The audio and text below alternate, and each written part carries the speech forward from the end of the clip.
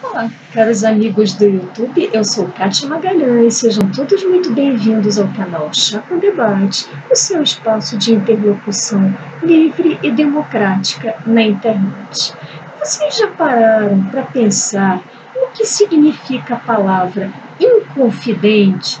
Isso mesmo, esse termo que foi praticamente banido da nossa linguagem atual, do nosso vocabulário corrente, e que costuma encontrar algum abrigo apenas nos livros de história do Brasil, em um determinado trecho desses mesmos livros didáticos. Pois é, o que significa inconfidente? Na raiz, inconfidente, centrado no seu núcleo, de fé, é alguém que não merece fé, alguém que não merece crédito, não merece confiança, disse de uma pessoa infiel, traiçoeira. E agora, a pergunta para iniciarmos esse vídeo. Por que Joaquim José da Silva Xavier, vulgo Tiradentes, e seus companheiros foram condenados durante o episódio conhecido como Inconfidência Mineira por serem supostamente inconfidentes? Quem será que aquelas pessoas teriam traído, já que o termo inconfidentes consta da sentença de todos eles? E, na opinião de seus juízes à época, esses inconfidentes teriam traído a confiança da coroa portuguesa, porque, na verdade, teriam liderado uma rebelião contra a elevada carga tributária imposta pela coroa sobre o ouro recolhido no Brasil. Carga tributária essa que correspondia a 1/5 do que era percebido, apenas 1/5. Imagine se Tiradentes e seus companheiros vivessem hoje, o que fariam eles? Então, voltando ao nosso tema, foram tidos como inconfidentes porque contrariaram, porque traíram os interesses da coroa. Lembremos que estamos falando aqui do Brasil colônia, submetido ainda à coroa portuguesa, a uma monarquia absolutista, sem Estado de Direito vigente, onde todo o aparato estatal era equipado, era desenhado para servir tão somente aos interesses da coroa, aos interesses do monarca. Não havia uma dicotomia bem estabelecida entre Estado e sociedade civil. O Estado se espraiava por todos os domínios e toda a produção, toda a economia do país se destinava apenas a servir aos interesses estatais. Bom, os séculos passaram e hoje, embora o Brasil insista em ser um país bem atrasado, em ser o que chamamos sempre, como dizia já Roberto Campos, em ser a vanguarda do atraso, de toda forma, ele não pôde fugir ao seu tempo e, querendo ele ou não, ou melhor, querendo algumas de suas lideranças ou não, hoje, em pleno século XXI, o Brasil é uma nação, uma república, um Estado democrático de direito. E em que situação nos encontramos atualmente? No dia 21 de abril de 2020, assolados por uma terrível pandemia, uma crise sanitária que afeta o mundo inteiro, incluindo a nós, que tem matado diversas pessoas, acometido diversas outras.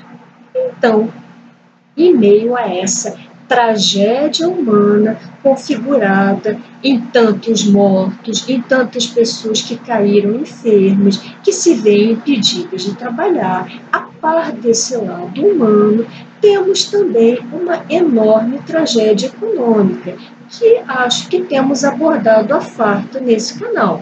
Por um lado, Temos um setor privado extremamente afetado, impedido de funcionar, pelo menos presencialmente, em decorrência das normas sobre isolamento, que, a toda evidência, de acordo com os achados científicos, parecem ser mesmo a única forma de impedir ou pelo menos ralentar o contágio do vírus. Temos esse setor bastante afetado, que tem trazido muito desemprego, crise econômica, quebradeira de empresas privadas. A par disso, temos um setor público que permanece inalterado, que não é afetado. Então, vocês imaginem, as nossas contas públicas, que no início da pandemia já se encontravam desajustadas, hoje se encontram ainda mais desajustadas devido, sobretudo, à necessidade de prestar um socorro emergencial a estados e municípios. Já debatemos esse assunto aqui. Contudo, esse socorro emergencial é prestado sem qualquer contrapartida exigida desse ente da federação, ou seja, sem a exigência de privatizações, de redução de gastos, nenhum tipo de exigência nesse sentido. E as contas cavalgam. E assim, como li num belo artigo hoje da economista Ana Carla Abraão, publicado no jornal Estado de São Paulo, de acordo com esse artigo, nós temos uma situação verdadeiramente catastrófica de contas, sobretudo nos estados, que são a linha de frente do combate à pandemia. E nos estados, qual é o cenário que nos propõe Ana Carla Abraão? Temos, devido à enorme retração do setor privado, já temos uma queda expressiva na arrecadação de impostos estaduais, leia-se ICMS, a queda esta que já perfaz o percentual, segundo Ana Carla Abraão, de 20%. Imagine, 1/5 de redução na arrecadação de ICMS para os estados é uma redução muito, muito expressiva. Isso do lado da receita. E agora vamos a outra ponta, a conta das despesas dos estados. Segundo Ana Carla Abraão, permanecem não afetados, porque nada foi feito em relação a medidas de enxugamento de gastos públicos, da máquina pública, nada disso. Pelo contrário, Ana Carla Abraão nos traz um dado que, pelo menos para mim, foi muito alarmante, é um dado numérico. Segundo ela, embora o serviço público, o funcionalismo público, ela está falando do funcionalismo dos estados, o funcionalismo público não venha sofrendo reajuste nos últimos tempos, ela nos traz o alarmante dado de que, ainda sem um reajuste numérico, as despesas com o pessoal nos estados crescem de 5% a 7% ao ano. Isso é alarmante. E crescem por quê? Devido à estrutura das carreiras públicas, como é montada nos estados, devido a gratificações, a incorporações de abono por tempo de serviço, etc. São verbas que vão se incorporando paulatinamente ao salário dos servidores e que representam esse percentual elevado, reitero, de 5% a 7% de aumento ao ano. Enquanto que no polo da receita há essa queda drástica de 20%. E absolutamente nada é feito. Temos os gestores públicos que contemplam essa situação, essa total irresponsabilidade com os nossos gastos, com as nossas contas públicas. Irresponsabilidade essa que, vejam, não se limita a uma esfera abstrata, a uma esfera matemática, de cálculos, de números. Não! Essa irresponsabilidade vai se refletir diretamente, já está se refletindo, em vidas, em aquisição de respiradores, em em aquisição de testes, em produção de testes, em produção de máscaras, tudo nos impedindo de realizar um combate mais eficaz a essa pandemia que, por si só, já é tão pavorosa. Então, temos essa irresponsabilidade dos gestores públicos que insistem, em nome da defesa de interesses corporativos muito fortes de boa parte do seu eleitorado, insistem em virar as costas para a realidade e manter inalterada essa situação pavorosa de gastos públicos galopantes. E agora, retomando o mote desse vídeo e retomando o significado da palavra inconfidente, significado este que não se alterou. Inconfidente continua sendo alguém que não é digno de crédito, que não é digno de confiança. E aí pergunto a vocês enxergam no espaço público, diante de tudo isso que acabamos de comentar, vocês enxergam no espaço público pessoas que não sejam dignas de crédito, dignas de fé, e dignas de crédito, agora pergunto eu, junto a quem? Porque lá no século XVIII, na época de Tiradentes, ele não foi digno de crédito junto à coroa, porque vivia numa situação de um regime absolutista, onde os interesses do Estado, da monarquia, pairavam sobre todos os outros. Agora que nós vivemos numa situação, pelo menos formalmente, de um Estado democrático de direito, onde, em tese, os interesses da sociedade, aí digo sociedade civil, devem prevalecer sobre os demais.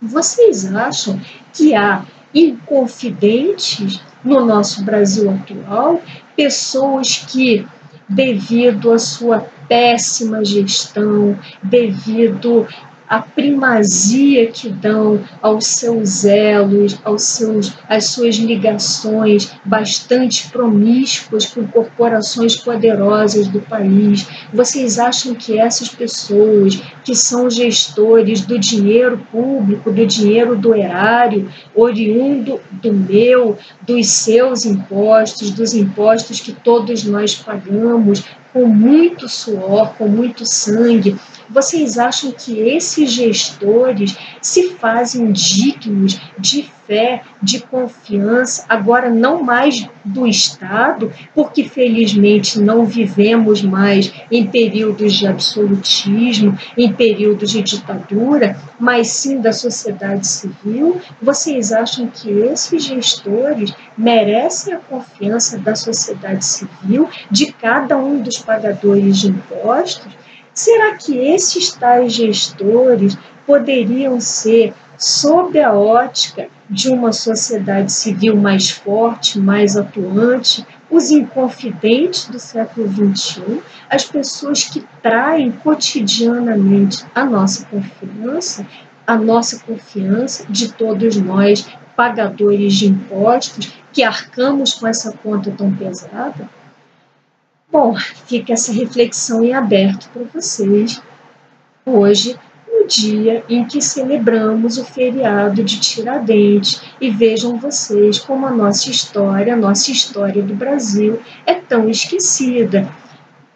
Quais colaboradores da mídia, quais fontes de mídia vocês viram, vocês ouviram aludir ao feriado de hoje? Feriado esse que, a meu ver, é tão significativo, não pela figura de Tiradentes em si, que parece até ser uma figura obscura, envolta em várias névoas ao longo da história, mas pelo significado, sociedade civil, pagadora de impostos elevados versus Estado. Acho que um dia como o de hoje nos convida ainda mais a essa reflexão que eu gostaria de deixar em aberto e compartilhar com vocês. Bom, Essas eram as considerações que eu gostaria de trazer para vocês hoje. Se tiverem gostado desse vídeo, deixem seus likes, comentem. Por hoje me despeço e até o próximo Chá com Debate.